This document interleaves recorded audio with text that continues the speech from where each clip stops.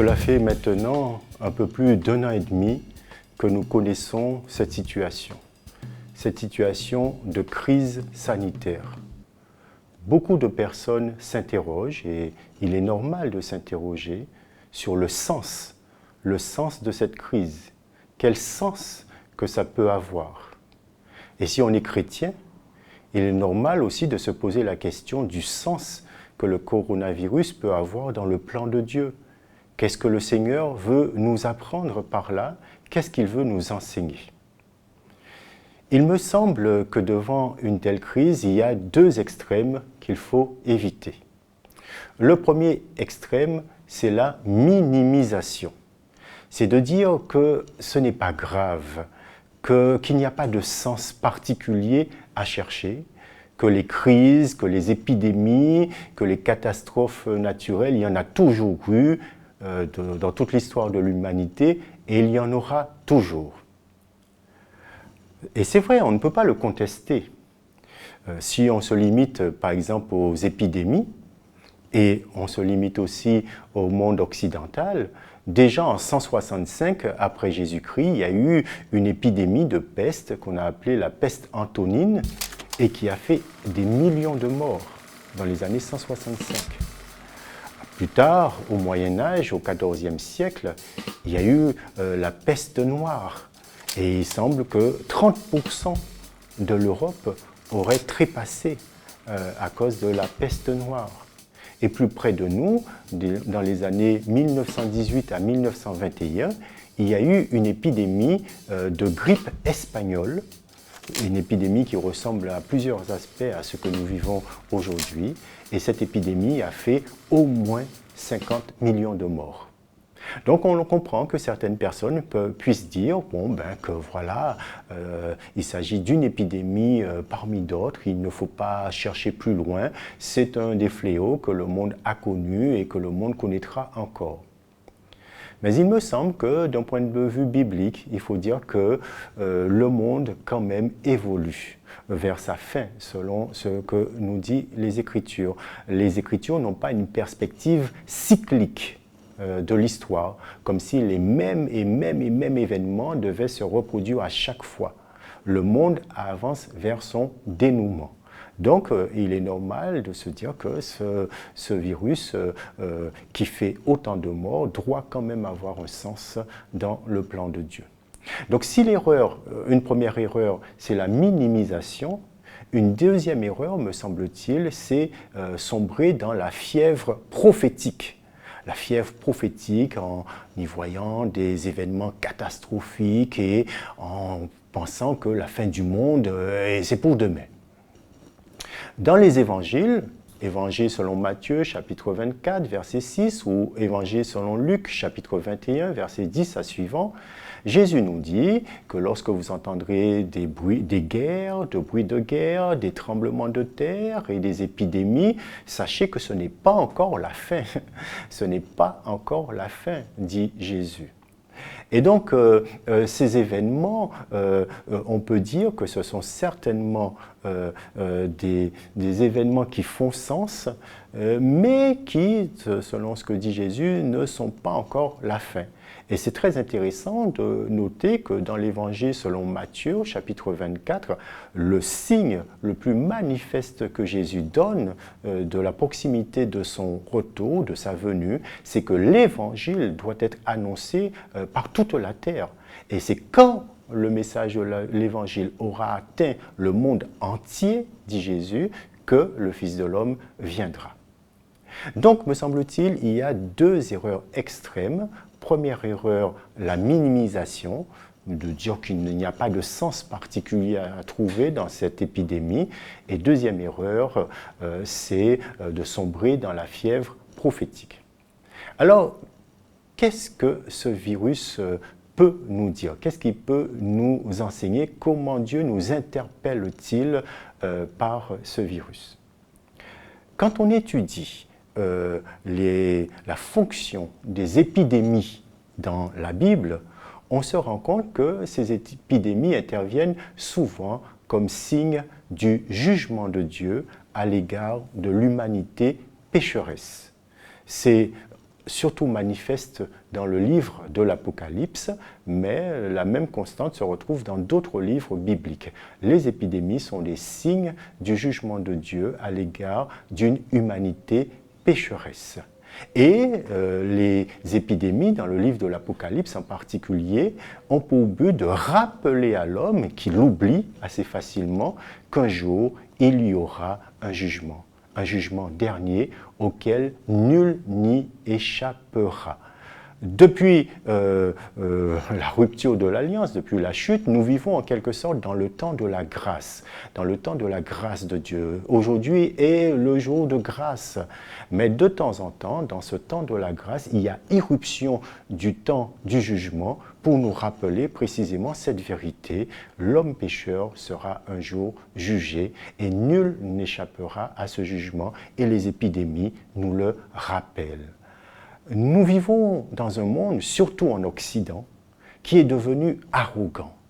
Arrogant à cause de ses progrès techniques, de ses progrès technologiques, de ses progrès médicaux. Et ce monde arrogant, orgueilleux, pense pouvoir se passer de Dieu, vivre sans Dieu.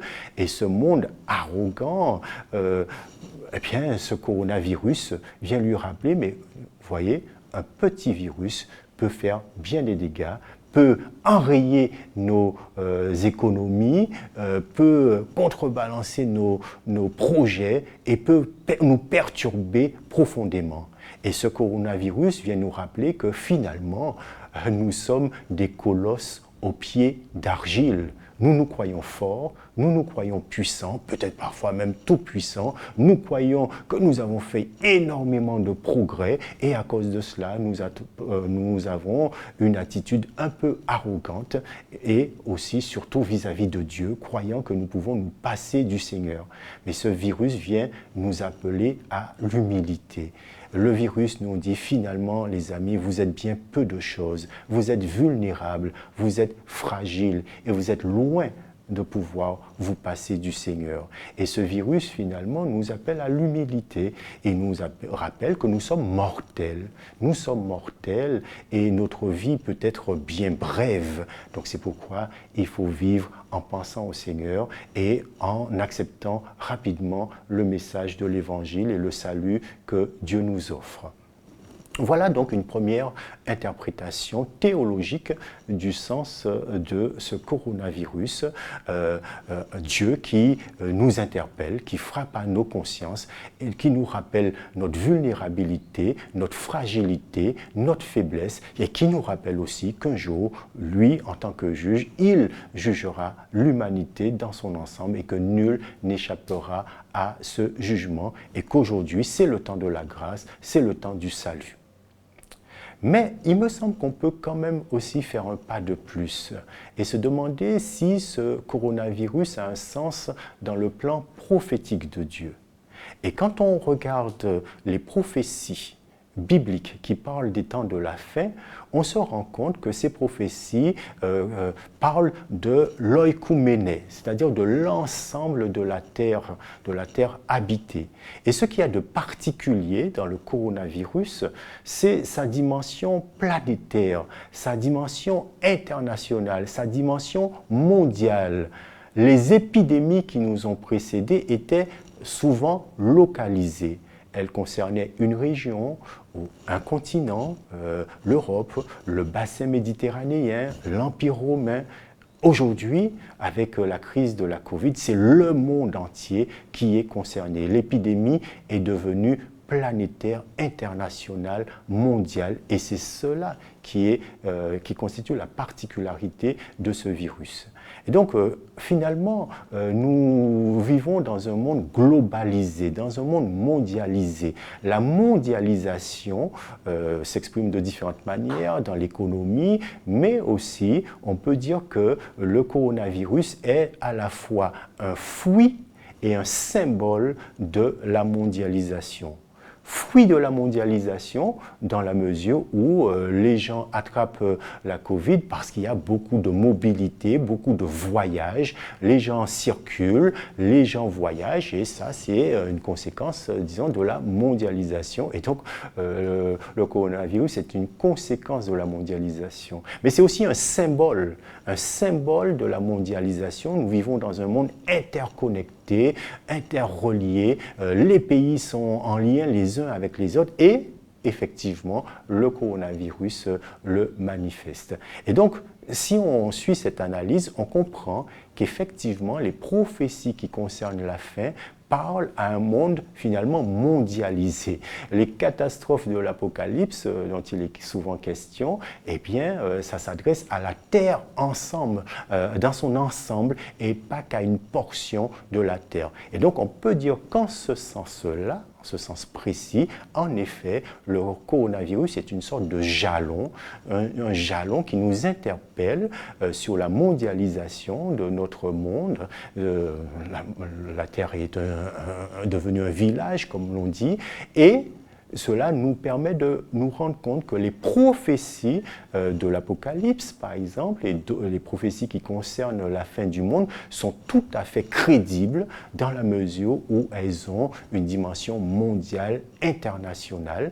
Et donc, ce coronavirus nous dit, ben voilà, les amis, le monde va vers son dénouement. Ce n'est pas tout de suite la fin, comme je le répète, Jésus l'a dit, mais c'est un jalon quand même important qui nous montre que la parole de Dieu est tout à fait crédible, tout à fait pertinente dans la mesure où les prophéties qui concernent la fin, eh bien, s'adressent à un monde mondialisé, globalisé. Et donc, ce coronavirus doit aussi nous interpeller, nous rappeler que Dieu est le maître de l'histoire et que le monde avance vers son dénouement. Et quel est le dénouement de notre monde? Eh bien, pour nous chrétiens, c'est la venue de notre Seigneur Jésus-Christ, c'est le retour de Jésus-Christ, c'est qui installera son royaume. Mais pour nous qui sommes croyants, pour nous qui sommes chrétiens, eh bien, nous devons rester confiants et sereins. Confiants dans la souveraineté de Dieu. Dieu est le maître de l'histoire, c'est lui qui contrôle toutes choses, et donc nous devons rester confiants et sereins. Bien sûr, ce n'est pas facile à vivre, c'est difficile à vivre, la situation est tendue, la situation est peut-être anxiogène, mais finalement, la foi se manifeste dans de telles situations. C'est dans de telles situations que l'on peut véritablement faire acte de foi et révéler en qui on croit et en qui on a mis sa confiance.